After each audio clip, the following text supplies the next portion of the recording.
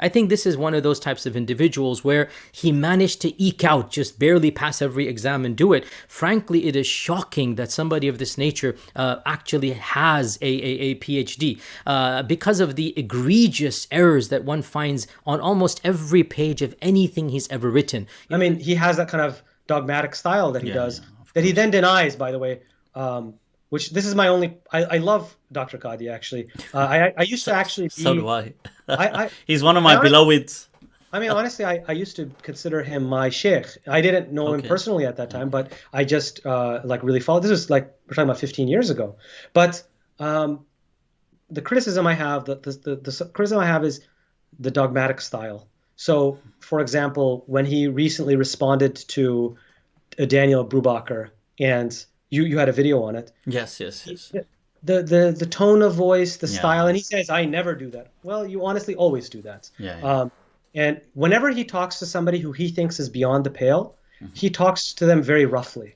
So even when he had the debate with Osama Hassan on evolution, he talked to him like he was like Osama Hassan was garbage. And even his arguments against Daniel Brubaker, honestly, so I'm critical of Daniel, I'm saying as if he's Muslim, Daniel Brubaker, is that my criticism of him is that he is the audience that he has, the venues that he speaks at, he has an agenda that's comical. And the issue that I got to Brubaker, he is very courteous. I posted comments on his thing, and honestly, he responded back with great courtesy. And I do, in the sense that he was such a nice guy. Yeah. It should. Oh, you see, no. If he was such a nice guy, he wouldn't be palling around with such hateful Christian polemicists who are, like you said rightfully in your podcast, in your video, they're just the Muhammad hijabs. They're the equivalents of them, basically. That's what they are. So if he really was such a nice guy, he would. But at least he has that kind, courteous, respectful style. Meanwhile, calling people those names that he called them, the ignoramuses, fools. And by the way, many of the mistakes that he pointed to, I have to be very honest. Yeah, sure. A graduate student can make those mistakes easily. Even a doctoral, even a professor can make many of those mistakes. Of course. This is just between, trying to make the person invalidate their arguments by pointing to. What was the term? Ultra-crepidarian. Ultra-crepidarian. You ultra-crepidarians. And what's this always mentioning the GRE and SAT? I don't understand this nonsense. But so please, do you understand again why I have never had the patience to respond to such imbecility? Frankly, it is demeaning to my time, to my persona, to have to even get involved with people like these. I mean, I'm trying to not use, vulgar words. I mean, what do I say? Arrogant nincompoops? I mean, subhanAllah. Actually, there is a word that comes to mind. I mean, it's still in my head from my GRE days.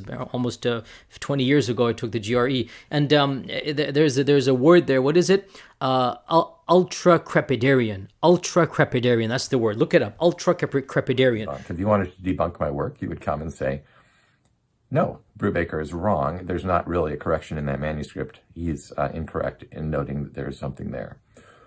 Or you would say, no, this is clearly a mistake. Now, some people have tried to do that, and that's fine. And you can say in each individual case, this is clearly just a scribal mistake, and there's nothing to see here. And, you can try to do that. But to come and do these things of saying you shouldn't listen to Brubaker because he doesn't know what he's talking about because he doesn't know Arabic, that is, I think that's just smoke and mirrors. So you can make of that what you want, but that is my response to that. Now, let's see. What else did he say? It was the Arabic issue. Yeah, it was the translation. And anyway, my panel, the interesting thing about that you may not have realized or known is that I'm told Yasir Qadhi was originally on my panel and was meant to be giving a paper alongside me. And for some reason, he did not wind up being on that panel. And I don't know what happened. Although I do recognize that the events of this summer intervened probably between the time that we all presented our paper proposals and and obviously the time of presenting, so I don't know if that had anything to do with it. But at any rate, Yasir Qadhi was meant to be on the panel that I was presenting on, and I was alongside Marine Van Putten, Haitham Sidki, and the discussants for the panel were Alba Fideli and Shadi Nasser. So that was a very good group of people. Our very own Asma Hilali, Dr. Asma Hilali, was current president of the International Quranic Studies Association, and she gave the presidential address.